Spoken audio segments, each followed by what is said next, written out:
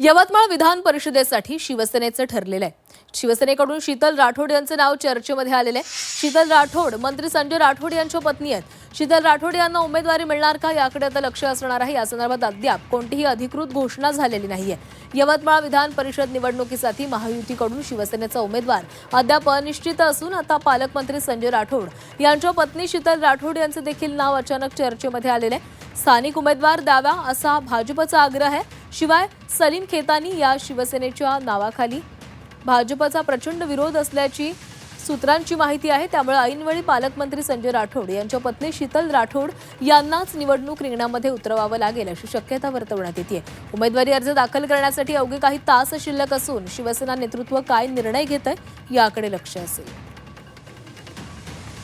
आणि या संदर्भामध्ये अधिक बोलणार आहोत आमचे प्रतिनिधी श्रीकांत राऊत आपल्यासोबत जोडले गेलेले आहेत। श्रीकांत, आता सध्या यवतमाळसाठी शीतल राठोड यांचं नाव चर्चेमध्ये आलेलं आहे, काय अधिकची माहिती आहे?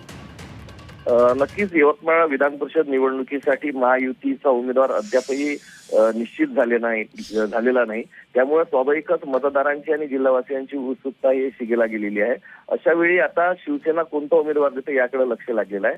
आणि आताची घडीची माहिती आहे की शिवसेनेचे जे यवतमाळ जिल्ह्याचे पालकमंत्री संजय राठोड आहेत त्यांनी आता आपल्या पत्नी शीतल राठोड यांचं नाव पुढे केलेलं आहे। कदाचित त्यांना ही उमेदवारी दिल्या जाऊ शकते अशी सूत्रांची माहिती आहे। शिवसेनेकडून दुष्यंत चतुर्वेदी जे की माजी आमदार होते, गेल्या पोटनिवडणुकीत ते विजयी झाले होते, जे नागपूरचे आहेत, त्यांचं देखील नाव आघाडीवर होतं। परंतु भाजपचा आग्रह आहे की स्थानिकचा उमेदवार पक्षाने द्यावा जेणेकरून भाजप शिवसेनेसोबत राहील। आणि त्यामुळे आता शिवसेनेची कोंडी झालेली आहे। शिवसेनेने स्थानिकचा उमेदवार म्हणून संजय राठोड यांचे निकटवर्तीय सलीम खेतानी यांचं देखील नाव पुढे केलेलं होतं। त्यांच्या नावाचा रेटा पालकमंत्र्यांनी लावून धरला होता। परंतु एकंदरीतच त्यांचं प्रोफाईल बघता पक्षाकडून आणि भाजपकडून देखील त्यांच्या देखील नावाला विरोध होता। त्यामुळे आता उमेदवार द्यायचा आणि स्थानिकचा तर नेमका कोणता द्यायचा हा प्रश्न शिवसेनेपुढे आहे। आणि त्यामुळे शीतल राठोड यांचं नाव आता चर्चेत आलेलं आहे। नक्की श्रीकांत, धन्यवाद दिलेल्या माहितीसाठी।